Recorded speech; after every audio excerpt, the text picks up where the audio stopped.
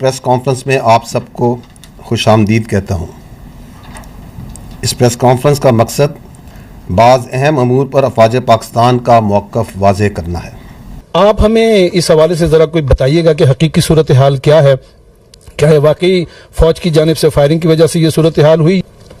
The issue is over here is ये जो law and order है, रॉयट कंट्रोल है, ये तो हुकूमत की इंतजामिया की जिम्मेदारी है, ये फौज की जिम्मेदारी तो नहीं है। अवाम के जज्बात और अवाम का गुस्सा बिल्कुल हक बन जानिब है। इसी के तहत आप इकोनॉमिक एक्टिविटीज़ कर रहे हैं और ग्रीन पाकिस्तान इनिशिएटिव के तहत ज़राअत में काम कर रहे हैं, वो काम है वफा का। एक तनकीद बहुत ज़्यादा की जा रही है कि आर्मी का हर शोबे में रोल बढ़ता जा रहा है, तो उस तनकीद पर आपका रद्द-ए-अमल क्या है?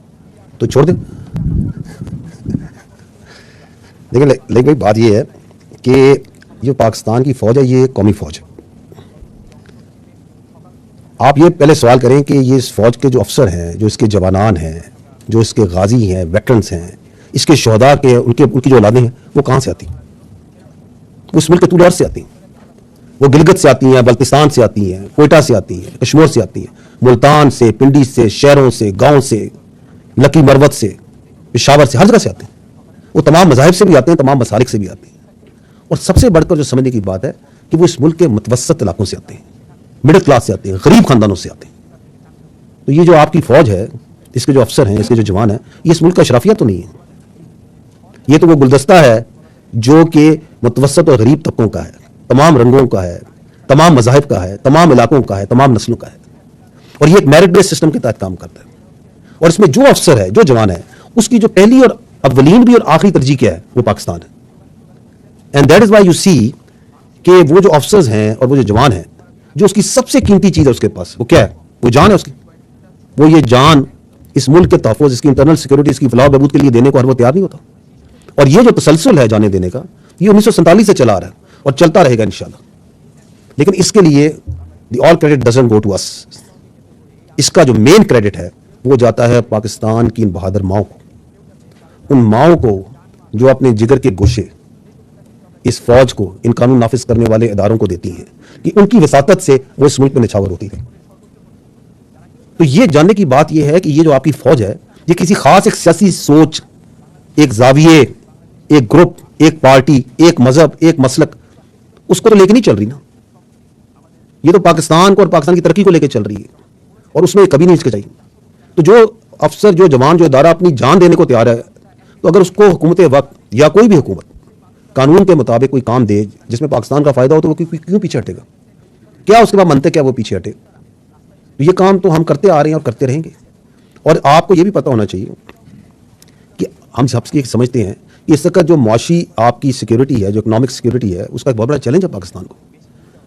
तो अगर ये मुआशी सिक्योरिटी वाकईतन एक चैलेंज है, तो हुकूमत अगर कानून के मुताबिक फ़ौज को कोई काम तफ्तीश करती है तो फ़ौज उसमें हमेशा बढ़ चढ़ के हिस्सा लेती है। और उसके लिए अगर चाहे वो SIFC में हो, जिसका आपने जिक्र किया, चाहे वो ज़राअत में हो, तालीम में हो, सेहत में हो, रोज़गार के मौके मुयस्सर करने में हो, जो बिजनेसेस हैं उनकी सिक्योरिटी प्रोवाइड करने में हो, कुदरती आफात में हो, तो जहाँ पे भी जो आवाम की फलाह बहबूद है, उसमें पाकिस्तान फ़ौज being a national army and a representation of the middle and the lower classes of this country will never hesitate and has never hesitated. और हमें यह भी मालूम होना चाहिए कि हम जो ये दहशतगर्दी के खिलाफ जंग लड़ रहे हैं, मैं पहले भी ये अर्ज कर चुका हूँ कि इसका इलाज सिर्फ काइनेटिक ऑपरेशंस में नहीं है। इसके लिए एक whole of the nation approach चाहिए तमाम डोमेन्स में, और उसमें तालीम है, सेहत है, रोज़गार है, मुआशी और माशरती तरक्की है, बहुत अहम है। तो आपने भी देखा होगा मेरी ब्रीफिंग में भी कि जिस जगहों पे फ़ौज की डिप्लॉयमेंट ज़्यादा है, जिन इलाकों में इंटरनल सिक्योरिटी पे हमारा ज़्यादा तैनाती है, वहीं पर हमारा ज़्यादा फोकस है इन प्रोजेक्ट्स के अंदर। And the question also is कि is it the Pakistan army क्या दुनिया में एक्सक्लूसिव आर्मी जो ये काम कर रही है? अगर आप निगाह डालें तो पूरी दुनिया में बेशतर ममालिक में उनकी अफवाज जो मुआशी और माशरती प्रोजेक्ट्स होते हैं उनमें अपनी हुकूमत को और अपनी आवाम का साथ देती है। इसकी मुतअद्दिद मिसालें हैं। फ़र्क सिर्फ ये है कि वहाँ पे उनके इस काम को कदर और सताइश से देखा जाता है।